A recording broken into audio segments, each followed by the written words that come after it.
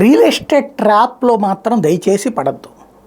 ఎట్లా అయిపోయిందంటే ఇప్పుడు ఇదివరకటి రియల్ ఎస్టేట్ అంటే ఆ ఏరియాలో పెద్దవాళ్ళు మన ఏరియాలో ఈ రేట్లో ఉంది, మన సుబ్బయ్య నేను మాట్లాడిస్తా, మన రామయ్య నేను మాట్లాడిస్తా అనేవాళ్ళు.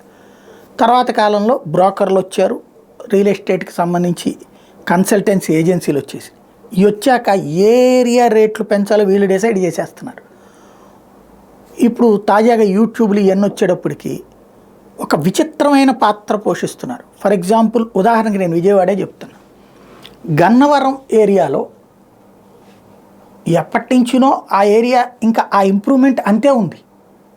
ఎదగాలంటే అక్కడ ఏమన్నా ప్రభుత్వ కార్యాలయాలు అది ప్రభుత్వ వ్యవస్థలు రావడము ఏదో హడావిడి నడవాలి, లేకపోతే ఏముంటుంది. అక్కడికి రేట్లు ఇప్పుడు ఏ స్టేజ్కి తీసుకెళ్ళిపోయారు. ఓ ఇల్లు అంటే అక్కడ అవుట్స్కట్స్లో, గన్నవరం అవుట్స్కట్స్లో 60 లక్షలు 70 లక్షలు, 60 లక్షలు 70 లక్షలు పెట్టి బెదవాడోడు గన్నవరంలో ఎందుకు ఉండాలి? గన్నవరంలో వాడికి అంతకంటే తక్కువ రేటుకే దొరుకుతుంది కదా. అక్కడ ఆల్రెడీ లేనటువంటి వాళ్ళు ఆ పక్కన కొనుక్కుంటారు, ఇక్కడి నుంచి అయితే అక్కడికి పోరు కదా. అట్లాగే ఇప్పుడు నందమూరి నగర్ అని లేకపోతే ఇంకొక 2-3 ఏరియాల పేర్లు పెట్టేశారనమాట. పైపుల్ రోడ్డు ఇట్లాంటి విపరీతంగా అక్కడ రేట్లు పెంచి పడేస్తున్నారు. పోనీ అక్కడికి ఎందుకు వచ్చేయాలి ఇప్పుడు అర్జెంటుగా జనాలు? అంటే మధ్యతరగతి కొనుక్కోవాలన్న ఆశ పుట్టినప్పుడు వీళ్ళు రేట్లు పెంచేయడం వల్ల అప్పులు పాలైపోతున్నారు. నిజంగా అంత ఉంది అక్కడ.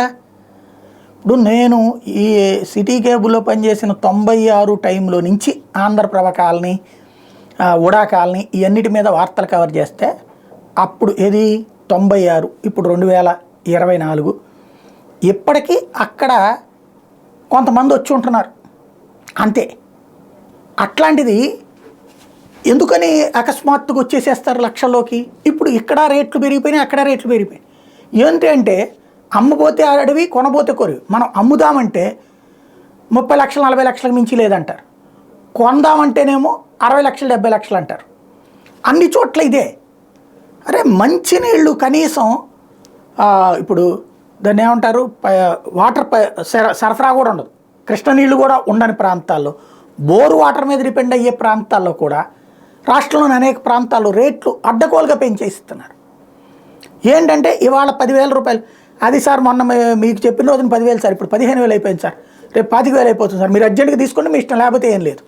ఇక్కడ ఆ బ్రోకర్ తన కమిషన్ కోసం చూసుకుంటున్నాడు. తనను నమ్మినటువంటి కస్టమర్ ఏం మళ్ళీ మళ్ళీ కొండ కదా, కాబట్టి అంతవరకే తేల్చుకున్నాడు కాబట్టి చేసేస్తాడు. ఆ తర్వాత మళ్ళీ కొన్నాళ్ళు పోయాక ఆ బ్రోకర్ని కొంచెం ఇప్పుడు రేట్లు పెరుగుంటాయి కదా అమ్మమన్నాం అనుకోండి, అబ్బాయి ఇప్పుడు పలకట్లేదు సార్ అంటున్నారు. ఇట్లాగ మధ్యతరగతి మునిగిపోతున్నారు. నిజంగా మనం ఆ ఏరియాను చూసినప్పుడు ఆ ఏరియా డెవలప్మెంట్ ఏ స్థాయిలో అవుతుంది అనేది మనం అంచనా వేయలేమా?